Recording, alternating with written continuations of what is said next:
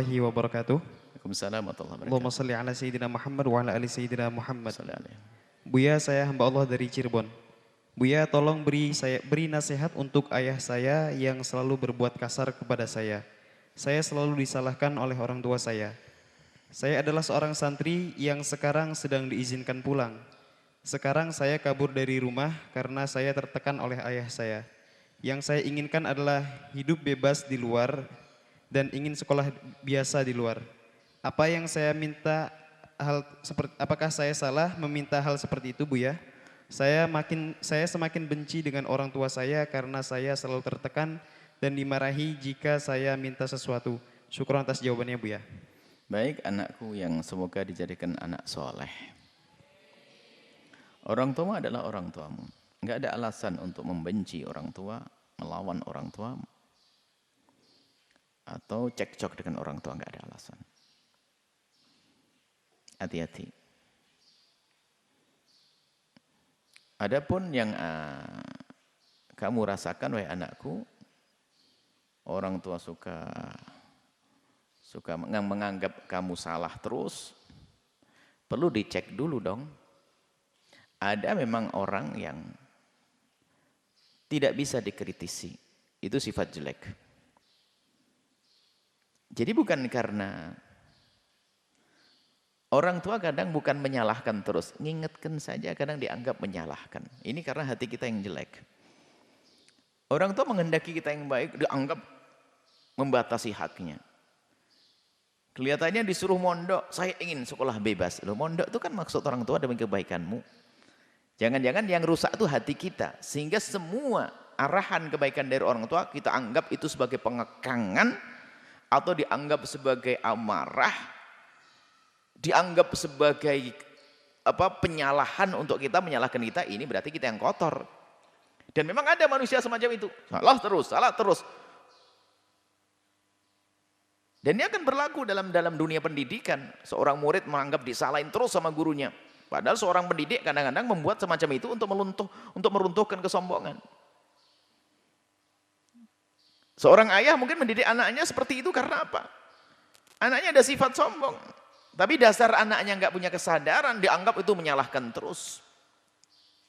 Kalau menyalahkan itu karena kamu salah mungkin. Kalau kamu tidak salah, ya tinggal senang aja, saya tidak salah. Ya enggak saya tidak seperti itu. Selesai. Jadi khawatir ada sifat jelek di anak.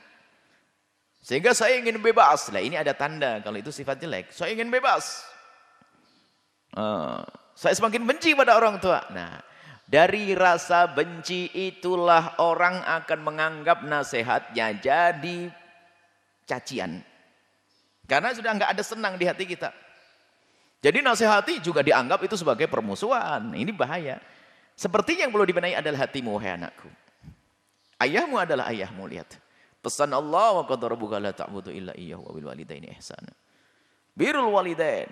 Nabi menyebutkan, dengar baginda Nabi dan dengar Allah, akan lembut hatimu setelah itu. Jadi jangan sama sekali merasa disalahkan. Kalaupun ternyata orang tuamu menyalahkanmu yang kamu tidak salah, enggak perlu dibantah saat itu. Nanti cari waktu untuk menjelaskan. Bantah enggak sah. Enggak perlu marah-marah dengan orang tua. Orang tuamu hati-hati. Ini. Kemudian sisi lain, wahai para orang tua. Bantulah anakmu untuk bisa berbakti kepadamu. Tentunya adalah berakhlaklah yang baik dengan anak-anakmu. Ini nasihat untuk orang tua. Bukan untuk dirimu, wahai anakku tadi yang bertanya. Ini secara umum pada orang tua. Maka orang tua pun harus punya kasih sayang kepada anak. Lembut dengan anak. Pada zaman Nabi ada. Sallallahu alaihi wasallam, ada orang enggak pernah nyium anaknya. Ya Rasulullah, aku punya anak 8 tidak pernah mencium anaknya. Orang seperti itu enggak akan bisa punya kasih sayang kepada umat. Nabi marah kok. Berlemah lembut kepada anak itu penting. Bermain dengan anak itu penting. Kasih sayang itu penting. Nah jadi seperti itu. Kalau engkau menjadi anakku, kalau kamu nanti jadi seorang bapak, kamu pasti seperti itu. Dengan kecintaanmu akan mengingatkan anakmu. Kalau anakmu seperti dirimu, ya mereka akan menganggap dirimu menyalahkan terus.